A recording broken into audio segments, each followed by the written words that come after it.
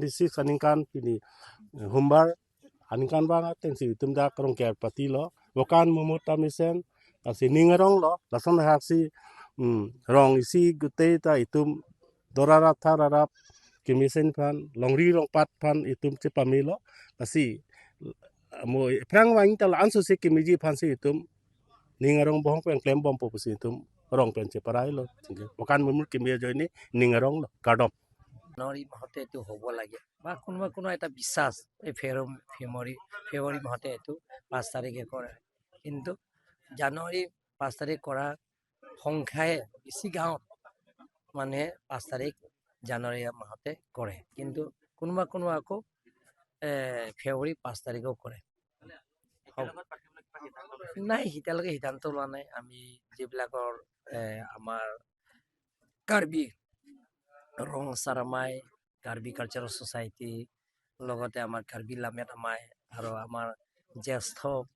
বুদ্ধিজীৱী কাৰ্বিসকলৰ তেখেতসকলৰ লগত আলাপ আলোচনা কৰি সেইটো সমস্যা সমাধান কৰিব কাৰ্বি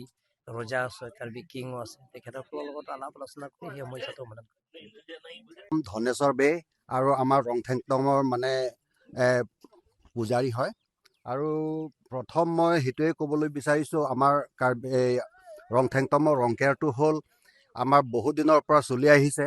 গতিকে আমি সেই মানে পুৰণি যিটো আমাৰ কাৰ্বি যিটো ৰীতি নীতি আমাৰ নিয়ম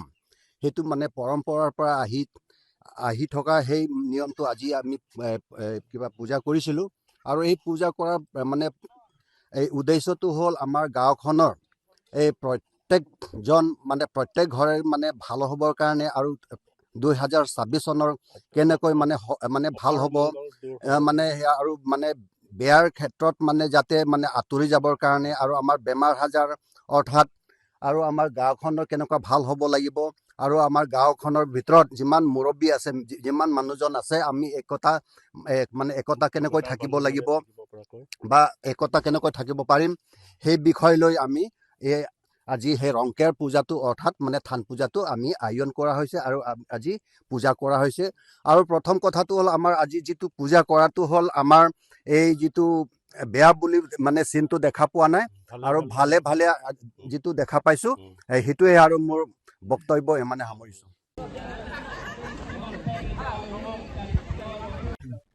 চন্দ্ৰ সূৰ্য